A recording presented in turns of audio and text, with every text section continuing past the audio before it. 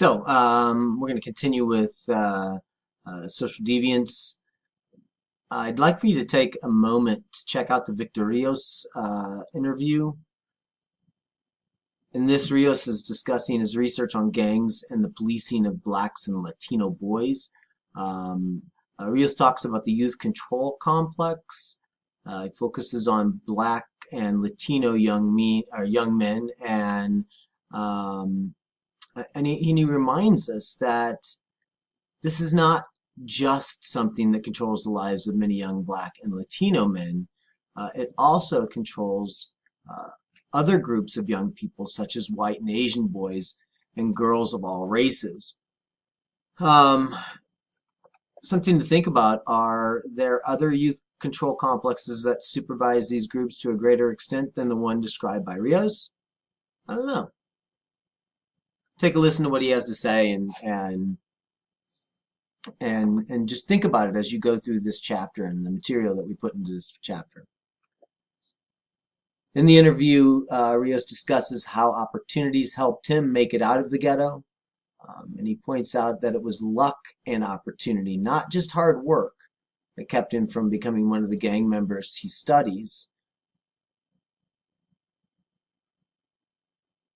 This is something you really need to think about, because we hear all kinds of stuff about pulling themselves up by their bootstraps and why don't they just get a job?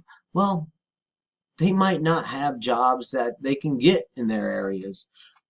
I teach a course on the sociology of diversity and race and ethnicity, and we talk about Native Americans and how Native Americans would love to escape from the reservation life, the reservation life that does not provide them with any opportunity, and they seek employment outside of the reservation. For example, we're talking about the Navajo reservation. There's a community called Farmington right next to the Navajo reservation, and young people from the Navajo reservation go out into Farmington and they seek work, and nobody will hire them because they are Native American. This community is predominantly white, and they will not hire Native American individuals to work at their establishments. Is it because they're racist, or is it a built-in distrust of Native Americans, or is it the end product of a dehumanizing project by the federal government that has left the Native American population destroyed on all levels of what a society would be evaluated on? I don't know exactly, but it's a fact. And so many of these young people who are shunned by the outside community and appalled by the communities that they grow up in are left with no other option than to rally around themselves, and they join gangs and they become predatory and they defend each other at the expense of the other, which is society itself.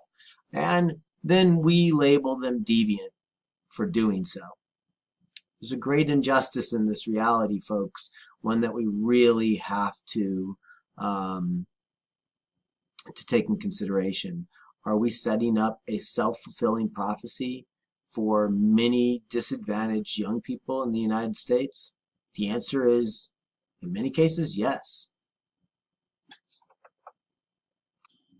Another extremely important person when we're talking about deviance and social control is Robert Merton.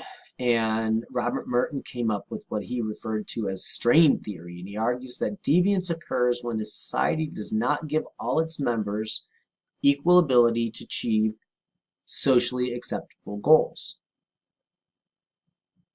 This theory is sometimes referred to as structural strain theory. The structure of society is not providing opportunity for all its members equally. And it acknowledges that there are certain goals that society deems acceptable. In my mind, I have a question for you. What do you think these goals might be. You might be thinking things like a car, a house, a good family, a good job, lots of money. But that's stuff. What's something larger, like the American dream, life, liberty, and the pursuit of happiness? These are things that we hope that all Americans should be able to strive for and achieve. Strain theory discusses the difficulties that many have in trying to achieve these goals, and the frustration that occurs between knowing what the goals are and not being able to achieve those goals is the basis for Merton's strain theory typologies. A particularly egregious and heinous way of reminding people of what they will not be able to attain happens every day on television. Most of the ideal lives that are created through our airwaves, they show people having nice houses and nice cars, and very rarely do they have the problem of buying more. And you see what products they have and the cell phones they have and all of these things that continually remind you of what you can't have because you don't have enough money to possess those things.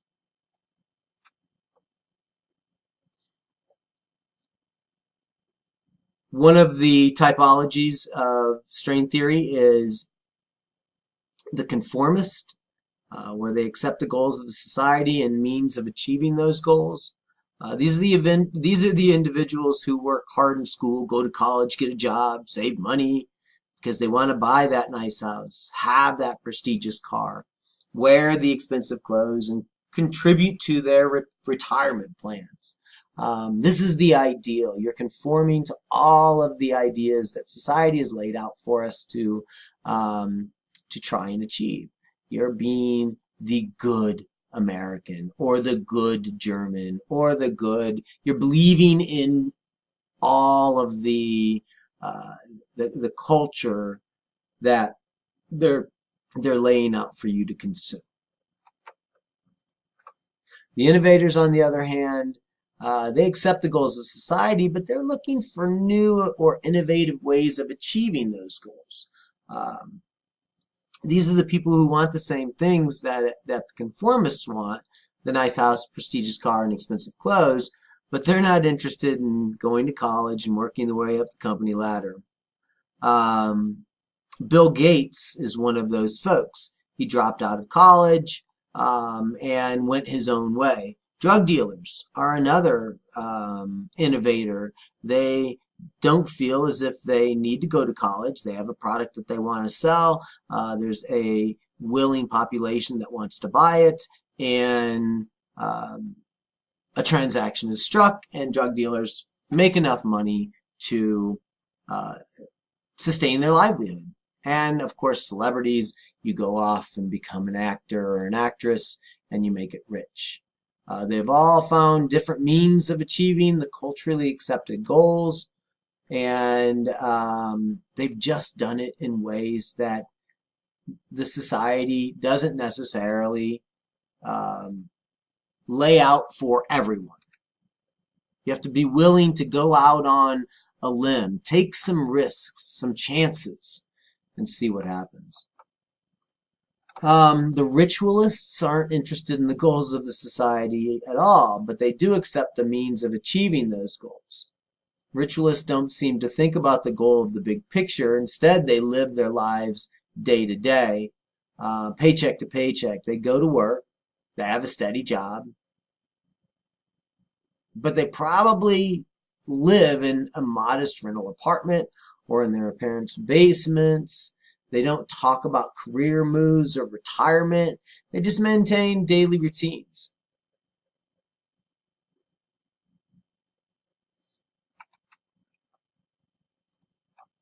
The retreatists, on the other hand, don't accept the goals of society or the means of achieving those goals. These are the ones that are just checking out, folks. They're not interested in the goals, nor do they follow the day-to-day routine to achieve those means. Retreatists have often withdrawn from the system completely. An example could be someone like a hermit or a person who goes to the mountains to live with the wild goats. This happens a lot up in Alaska. And for all practical purposes, it happens in Colorado as well. People have been coming to Colorado for ever since I can remember to retreat from something that they did not like. And generally speaking, I remember when I was young and I was coming out here to snowboard and to ski before I moved out to Colorado to live. And I would encounter all kinds of people living up there in the mountains, working as waiters or waitresses in bars and restaurants. And when you would talk to them, you'd find out, oh, well, I was a stock trader in New York City and I just got fed up with it all and I left and I came out here and I've just been doing this. That's kind of what happens when you withdraw from the system completely.